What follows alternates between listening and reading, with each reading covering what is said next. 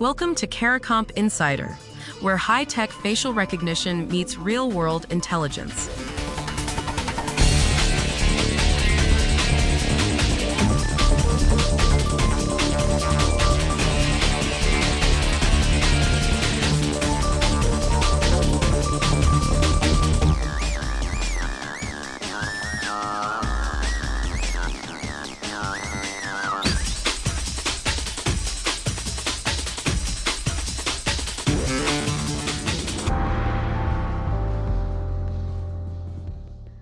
Starting in June, every PlayStation account in the UK and Ireland will require an age check to use voice chat, messaging, or any communication feature. Sony's giving players three options: a facial scan powered by a company called Yoti, a government ID upload, or mobile phone verification. Millions of gamers, many of them kids, are about to put their faces in front of a camera just to talk to their friends online. If you've ever handed a controller to your child, or if you've ever used voice chat yourself, this one's for you. Sony didn't dream this up on its own. The UK's Online Safety Act went into effect in August 2025, and it requires platforms to verify users' ages. Xbox started rolling out its own system back in July 2025. Sony's following suit with the June 2026 deadline.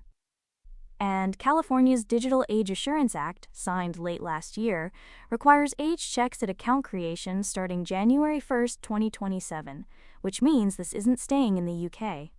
Sony's own emails to players reference global regulations. The real story isn't one company adding a new login step.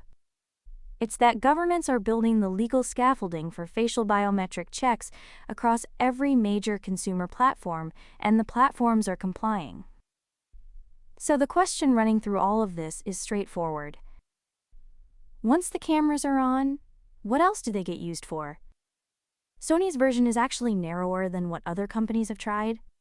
PlayStation's age gate only restricts communication features, voice chat, messaging, that kind of thing.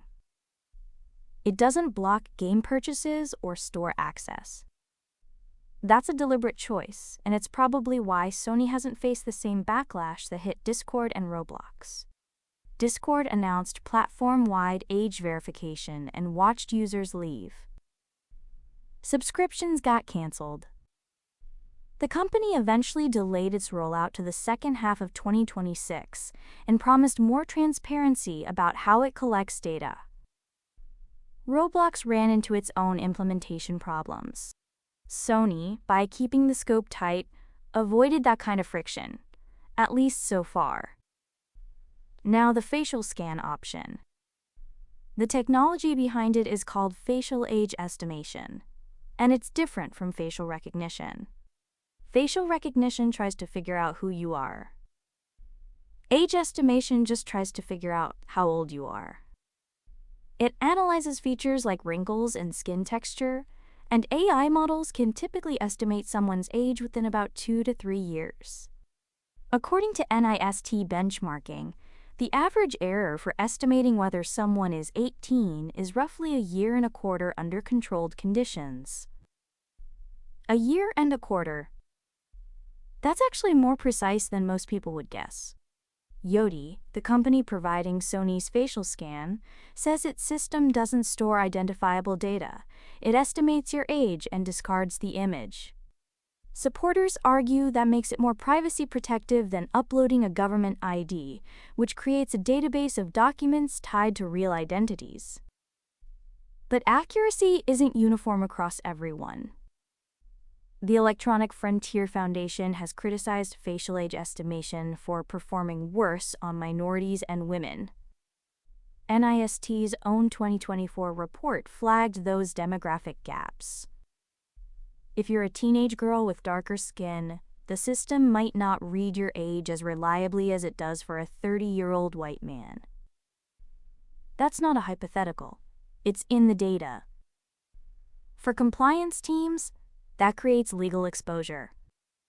For families, it means your kid might get locked out of talking to friends, or waved through when they shouldn't be, depending on how the algorithm reads their face.